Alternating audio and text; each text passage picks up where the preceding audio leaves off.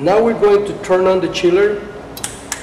Once the units power up, the display is going to come on and the water pump is going to start circulating the water through the laser tube, and basically there's no changes to be made in the programming except the temperature that needs to be adjusted according to the environment of your facility.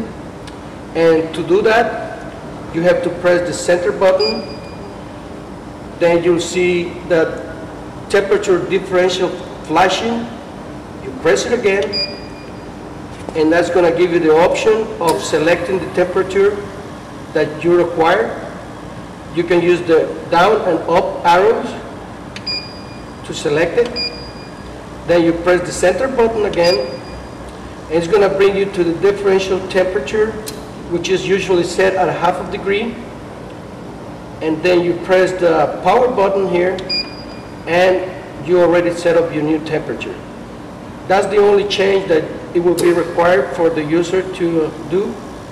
And regarding maintenance of this unit, all you have to do is keep this filter clean.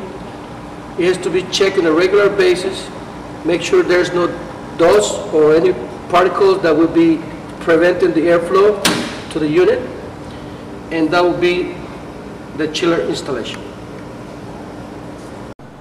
Now we're going to continue with the air compressor installation for the air assist system. We're going to plug the air compressor, and we're going to connect the hose into the air pump entrance of the laser. This particular unit does not require maintenance except for the air filter that needs to be cleaned up on a regular basis depending on the environment of your facility. This is a 100-watt laser tube. We're going to identify the ends. The one with the red wire is called the anode, and the one with the green wire is called the cathode. Power comes through here and exit on that side. That's the travel of the laser beam.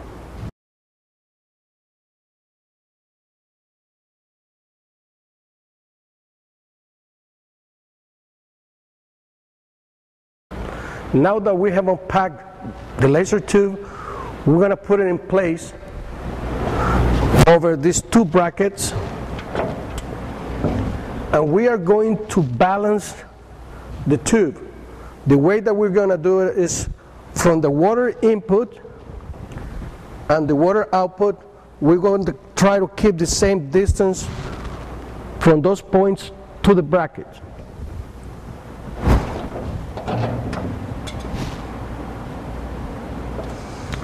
Also, we're going to put in place the straps to keep the laser in place.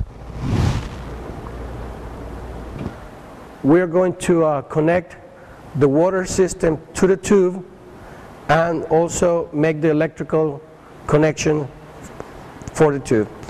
We have two hoses. This is the water output hose that it goes on the right side of the tube, and it's also labeled water outlet. Then the second hose, which is the water input, is going to go into this